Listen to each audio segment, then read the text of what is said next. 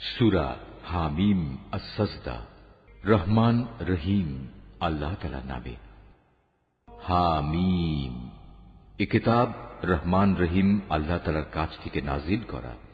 এ কোরআন এমন এক কিতাব যার আয়াতসমূহ খুলে খুলে বর্ণনা করা হয়েছে। তদুপরি এ কোরআন আরবি ভাষায় এমন একটি সম্প্রদায়ের জন্য নাজিল হয়েছে যারা এটা জানে। এ কিতাব জান্নাতের সুসংবাদদাতা আর জাহান্নামের ভীতি প্রদর্শনকারী। তারপরেও মানুষদের অধিকাংশ এ থেকে মুখ ফিরিয়ে নিয়েছে এবং তারা এ কিতাবের কথা শুনতে চায় না। তারা বলে, যে বিষয়ের দিকে তুমি আমাদের ডাকছ তার জন্য আমাদের অন্তরসমূহ আবরণে আচ্ছাদিত হয়ে আছে, আমাদের কানেও রয়েছে বধিরতা, আমাদের ও তোমার মধ্যে একটি দেয়াল দাঁড়িয়ে আছে। সুতরাং তুমি তোমার কাজ করো আর আমরা আমাদের কাজ করি। হে নবী, তুমি বলো, আমি তো তোমাদেরই মতো একজন মানুষ, কিন্তু আমার উপর এ মর্মে ওহী নাজিল হয় যে তোমাদের মাবুদ হচ্ছেন একজন।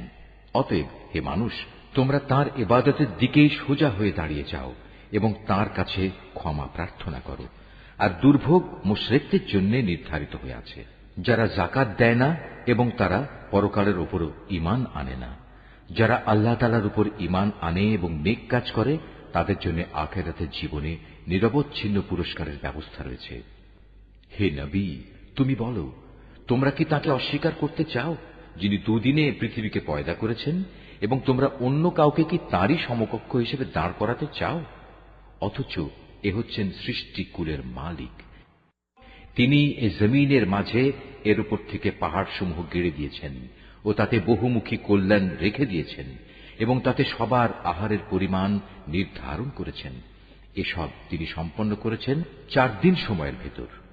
অনুসন্ধানীদের জন্য সেখানে সব উপকরণই সমান সমান। অতঃপর তিনি আসমানের দিকে মনোনিবেশ করলেন, যা তখন ছিল ধূম্রকুঞ্জ বিশেষ। এরপর তিনি তাকে ও জমিনকে আদেশ করলেন, তোমরা উভয়েই এগিয়ে এসো, ইচ্ছায় হোক কিংবা অনিচ্ছায়। তারা উভয়েই বলল, আমরা অনুগত হয়েই এসেছি। অতঃপর তিনি দুদিনের ভেতর এ ধূম্রকুঞ্জকে 7 আসমানে পরিণত করলেন এবং প্রতিটি আকাশে তার উপযোগী আদেশনামা পাঠালেন। পরিশেষে আমি নিকটবর্তী আসমানকে তারকারাজি দ্বারা সাজিয়ে দিলাম এবং তাকে শয়তান থেকে সংরক্ষিত করে দিলাম। এসব পরিকল্পনা অবশ্যই পরাক্রমশালী ও সর্বজ্ঞ আল্লাহ তাআলা কর্তৃক আগে থেকেই সুবিন্যস্ত করে রাখা হয়েছিল। এরপরেও যদি এরা মুখ ফিরিয়ে নেয়, তাহলে তুমি বলো, আমি তো তোমাদের এক ভয়াবহ ধ্বংসাত্মক আযাব থেকে সতর্ক করলাম মাত্র। ঠিক যেরূপ ভয়াবহ আযাব এসেছিল আদ ও সামুদের ওপর, যখন তাদের কাছে ও তাদের আগের লোকদের কাছে আমার রসুলরা এসে বলেছিল, তোমরা আল্লাহ তাআলা ছাড়া অন্য কারো ইবাদত করো না। জবাবে তারা বলেছিল, আমাদের মালিক যদি চাইতেন তাহলে তিনি ফেরেশতাদেরই নবী করে পাঠাতেন। তোমাদের যা কিছু দিয়েই পাঠানো হোক না কেন, আমরা তাই প্রত্যাখ্যান করলাম। আদ জাতির ঘটনা ছিল, তারা আল্লাহ তাআলার জমিনে অন্যায়ভাবে দম্ভ ভরে ঘুরে বেড়াত এবং বলত, আমাদের চাইতে শক্তিশালী আর কে আছে? অথচ ওরা কি চিন্তা করে দেখেনি যে আল্লাহ তাআলা তাদের সৃষ্টি করেছেন, তিনি শক্তির দিক থেকে তাদের চাইতে অনেক বেশি প্রবল? আসলে ওরা আমার আয়াতসমূহকেই অস্বীকার করত। অতঃপর আমি কতিপয় অশুভ দিনে তাদের উপর এক প্রচন্ড তুফান প্রেরণ করলাম, যেন আমি তাদের দুনিয়ার জীবনেই লাঞ্ছনাদায়ক একটি শাস্তির স্বাদ উপভোগ করিয়ে দিতে পারি। আর আখিরাতের আযাব তো আরো বেশি অপমানকর, তাদের তো কোন রকম সাহায্যও করা হবে না। আর সামুদ জাতির অবস্থা ছিল এই যে আমি তাদেরও সরল পথ দেখিয়ে দিয়েছিলাম, কিন্তু তারা হেদায়েতের বদলে অন্ধত্বের উপর থাকাই বেশি পছন্দ করল। অতঃপর তাদের অন্যায় কাজকর্মের জন্য আমি তাদের উপর অপমানজনক শাস্তির কষাঘাত হানলাম। এই প্রলয়ঙ্কারী শাস্তির কষাঘাত থেকে আমি তাদেরই শুধু উদ্ধার করলাম যারা ঈমান এনেছে এবং অপরাধ থেকে বেঁচে থেকেছে। সেদিনটির কথা স্মরণ করো যেদিন আল্লাহ তাআলা দুশমনদের জাহান্নামের দিকে নিয়ে যাওয়ার জন্য জড়ো করা হবে। সেদিন তাদের হাঁকিয়ে বিভিন্ন দলে উপদলে বিন্যস্ত করা হবে। যেতে যেতে তারা যখন তার বিচারের পাল্লার কাছে পৌঁছবে, তখন তাদের কান, চোখ ও চামড়া তাদের যাবতীয় কাজের উপর সাক্ষ্য দেবে। তখন তারা তাদের চামড়াগুলোকে বলবে, তোমরা আজ আমাদের বিরুদ্ধে সাক্ষ্য দিলে কেন? উত্তরে তারা বলবে, আল্লাহ তাআলা যিনি সব কিছুকে কথা বলার শক্তি দিয়েছেন, তিনি আজ আমাদেরও কথা বলার শক্তি দিয়েছেন। তিনি যেহেতু তোমাদের প্রথমবার সৃষ্টি করেছিলেন, তাই তোমাদের তাঁর কাছেই ফিরে যেতে হবে। আল্লাহ তাআলা বলবেন, তোমরা দুনিয়াতে কোনো কিছুই তো এদের কাছ থেকে গোপন করার চেষ্টা করতে না। এটা ভাবতেও পারোনি তোমাদের কান, তোমাদের চোখ ও তোমাদের চামড়া কখনো তোমাদের বিরুদ্ধে সাক্ষ্য দেবে। বরং তোমরা তো মনে করতে তোমরা যা কিছু করছিলে তার অনেক কিছু স্বয়ং আল্লাহ তাআলাও বুঝি জানেন না। তোমাদের এই যে ধারণা যা তোমরা তোমাদের মালিকের সম্পর্কে পোষণ করতে, মূলত তাই তোমাদের এ ভরাডুবি ঘটিয়েছে। ফলে তোমরা মারাত্মক ক্ষতিগ্রস্ত হয়ে গেছ। আজ যদি ওরা ধৈর্য ধারণ করে, তাতেও তাদের কোনো উপকার হবে না। জাহান্নামী হবে তাদের ঠিকানা। আল্লাহ তাআলার কাছে অনুগ্রহ চাইলেও কোনো লাভ হবে না, কেননা আজ তারা কোনো অবস্থায় অনুগ্রহ প্রাপ্ত হবে না। আমি দুনিয়ার জীবনে তাদের উপর এমন কিছু সঙ্গী সাথী বসিয়ে দিয়েছিলাম যারা তাদের সামনের ও পেছনের কাজগুলো তাদের সামনে শোভনীয় এবং লোভনীয় করে রেখেছিল। পরিশেষে জিন ও মানুষদের সে দলের সাথে তাদের ব্যাপারেও আল্লাহ তাআলা সিদ্ধান্ত সত্যে পরিণত হল, যারা তাদের আগে অতিবাহিত হয়ে গেছে। অবশ্য এরা সবাই ছিল নিদারুণভাবে ক্ষতিগ্রস্ত। যারা কুফরি পন্থা অবলম্বন করেছে তারা একজন আরেকজনকে বলে, তোমরা কখনো এ কোরআন শুনবে না। তেলাওয়াতের সময় তার মাঝে শোরগোল করো, হয়তো এ কৌশল দ্বারা তোমরা জয়ী হতে পারবে। আমি অবশ্যই কাফেরদের কঠিন আযাবের স্বাদ আস্বাদন করাবো, এবং নিশ্চয়ই আমি তাদের সে কাজের প্রতিফল দেব যে আচরণ তারা আমার কেতাবের সাথে করে এসেছে। এই জাহান্নামী হচ্ছে আল্লাহ তাআলার শত্রুদের যথার্থ পাওনা। সেখানে তাদের জন্য চিরস্থায়ী আযাবের ঘর থাকবে। তারা যে আমার আয়াতসমূহ অস্বীকার করত, এটা হচ্ছে তারই প্রতিফল। কাফেররা সেদিন বলবে, হে আমাদের মালিক, যেসব জিন ও মানুষ দুনিয়ায় আমাদের গোমরা করেছিল, আজ তুমি তাদের এক নজর আমাদের দেখিয়ে দাও। আমরা তাদের আমাদের পায়ের নিচে রাখব, যাতে করে তারা আরো বেশি লাঞ্ছিত হয়। অপরদিকে যারা বলে আল্লাহ তাআলাই হচ্ছেন আমাদের মালিক, অতঃপর এ ঈমানের উপর তারা অবিচল থাকে। মৃত্যুর সময়ে যখন তাদের কাছে ফেরেশতা নাজিল হবে এবং তাদের বলবে, হে আল্লাহ তাআলার প্রিয় বান্দারা, তোমরা ভয় পেও না, চিন্তিত হয়েও না। উপরন্তু তোমাদের কাছে যে জান্নাতের ওয়াদা করা হয়েছিল, আজ তোমরা তারই সুসংবাদ গ্রহণ করে আনন্দিত হও। আমরা ফেরেশতারা দুনিয়ার জীবনেও তোমাদের বন্ধু ছিলাম, আর আখিরাতেও আমরা তোমাদের বন্ধুই থাকব। সেখানে তোমাদের মন যা কিছুই চাইবে তাই তোমাদের জন্য মজুদ থাকবে, এবং যা কিছুই তোমরা সেখানে তলব করবে তা তোমাদের সামনে হাজির থাকবে। পরম ক্ষমাশীল ও দয়ালু আল্লাহ তাআলার পক্ষ থেকে এ হচ্ছে তোমাদের সেদিনের মেহমানদারি। তার চেয়ে উত্তম কথা আর কোন ব্যক্তির হতে পারে যে মানুষদের আল্লাহ তাআলার দিকে ডাকে এবং সে নিজেও নেক কাজ করে এবং বলে, আমি মুসলমানদেরই একজন। এই আয়াত যিনি তেলাওয়াত করবেন এবং যিনি এই আয়াতটির তেলাওয়াত শুনবেন, তাদের সবাইকে এখানে একটি সাজদা আদায় করতে হবে। এটা ওয়াজিব।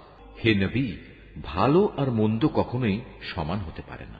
তুমি ভালো কাজ দ্বারা মন্দ কাজ প্রতিহত করো, তাহলেই তুমি দেখতে পাবে তোমার এবং যার সাথে তোমার শত্রুতা ছিল তার মাঝে এমন অবস্থা সৃষ্টি হয়ে যাবে যেন সে তোমার অন্তরঙ্গ বন্ধু।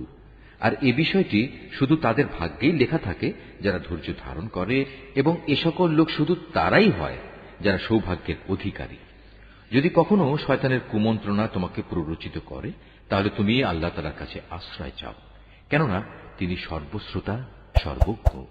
হে মানুষ, আল্লাহ তাআলার নিদর্শন সমূহের মধ্যে রাত, দিন, সূর্য ও চন্দ্র হচ্ছে কয়েকটি নিদর্শন মাত্র।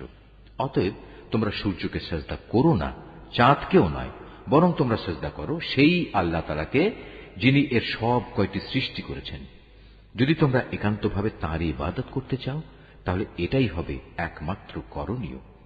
অতঃপর হে নবী, এরা যদি অহংকার করে তাহলে তুমি ভেবো না, যারা তোমার মালিকের সান্নিধ্যে রয়েছে তারা তো রাত দিন তাঁরই পবিত্রতা ও মহিমা ঘোষণা করে যাচ্ছে।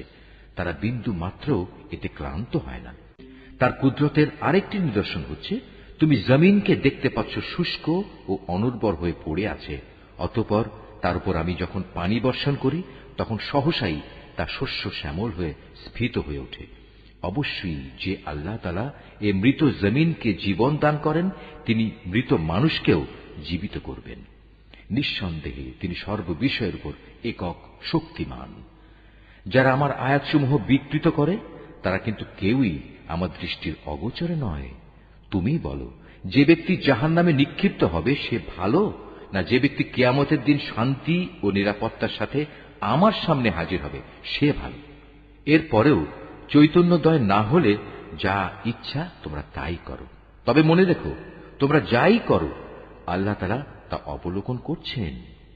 যারা কোরআনের মতো একটি স্মরণিকা গ্রন্থ তাদের কাছে আসার পর তাকে অস্বীকার করে, তারা অচিরেই তাদের পরিণাম টের পাবে।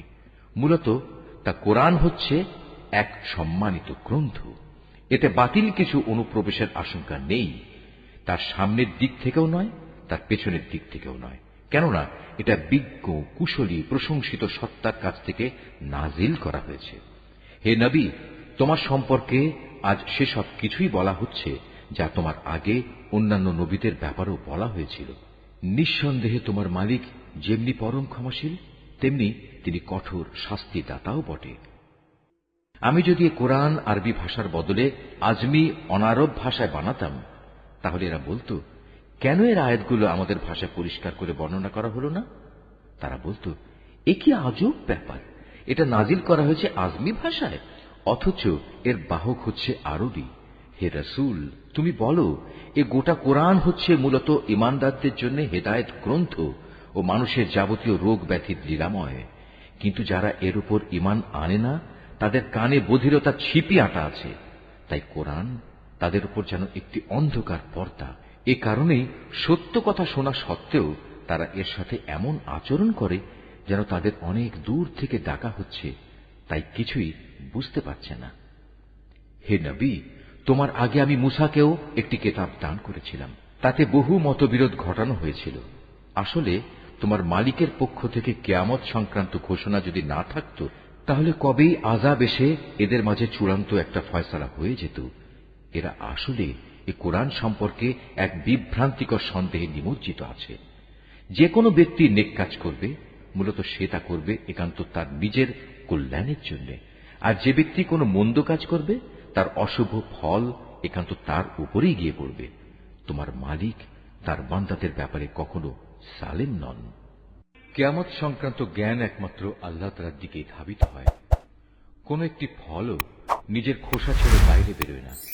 কোন একটি নারীও নিজের গর্ভে সন্তান ধারণ করে না, না সে সন্তান প্রসব করে, যার পূর্ণ জ্ঞান আল্লাহ তাআলার কাছে মজুদ থাকে না। যেদিন আল্লাহ তাআলা ওদের দিকে বলবেন, কোথায় আজ আমার অংশীদাররা? তারা বলবে, হে মালিক, আমরা তোমার কাছে এ নিবেদন করছি, আজ আমাদের মাঝে সাক্ষ্য দেওয়ার জন্য কেউই মজুদ নেই। এরা আগে যাদের ডাকত তারা আজ হারিয়ে যাবে। এরা বুঝতে পারবে তাদের জন্য আর উদ্ধারের কোনো জায়গাই অবশিষ্ট নেই। মানুষ কখনো বৈষয়িক কল্যাণ লাভের জন্য দোয়া করা থেকে ক্লান্তি বোধ করে না। অবশ্য যখন কোনো দুঃখ দৈন্যতাকে স্পর্শ করে, তখন সে সম্পূর্ণরূপে নিরাশ হয়ে পড়ে। যদি দুঃখ কষ্ট স্পর্শ করার পর আমি তাকে অনুগ্রহের স্বাদ আস্বাদন করাই, তখন আবার সে বলে, এ তো আমার প্রাপ্য ছিল। আমি এটাও মনে করি না সত্যি সত্যি কিয়ামত প্রতিষ্ঠিত হবে। তাছাড়া যদি আমাকে একদিন মালিকের কাছে ফেরত পাঠানোই হয়, তাহলে আমার জন্য তার কাছে শুধু কল্যাণই থাকবে। আমি সেদিন কাফেরদের অবশ্যই বলে দেব দুনিয়ার জীবনে তারা কি কি করত, অতঃপর সে অনুযায়ী আমি তাদের কঠোর আযাব আস্বাদন করাবো। আমি যখন মানুষের উপর কোনো অনুগ্রহ করি, তখন সে মুখ ফিরিয়ে নেয় এবং উল্টো দিকে ফিরে যায়। আবার যখন তাকে কোনো অনিষ্ট এসে স্পর্শ করে, তখন সে দীর্ঘ দোয়া নিয়ে আমার সামনে হাজির হয়। হে নবী, মানুষদের বলো, তোমরা কখনো একথা ভেবে দেখেছ কি, যদি এ কোরআন সত্যি আল্লাহ তাআলার কাছ থেকে এসে থাকে এবং এ সত্ত্বেও তোমরা একে প্রত্যাখ্যান করো, তাহলে তার চাইতে বেশি গোমরাহ আর কে হবে, যে ব্যক্তি এর মারাত্মক বিরুদ্ধাচরণে লিপ্ত আছে। অচিরেই আমি আমার কুদরতের নিদর্শনসমূহ দিগন্ত বলয়ে প্রদর্শন করব এবং তাদের নিজেদের মধ্যেও তা আমি দেখিয়ে দেব, যতক্ষণ পর্যন্ত তাদের উপর এটা পরিষ্কার হয়ে যায় যে এ কোরআনই মূলত সত্য। হে নবী, তোমার জন্য এ কথা কি যথেষ্ট নয়? তোমার মালিক তোমার সব কিছু সম্পর্কে অবহিত। জেনে রেখো, এরা কিন্তু এদের মালিকের সাথে সাক্ষাৎকারের ব্যাপারেই সন্দিহান। আরও জেনে রেখো, এদের সব কিছুই আল্লাহ তাআলা পরিবেষ্টন করে আছেন।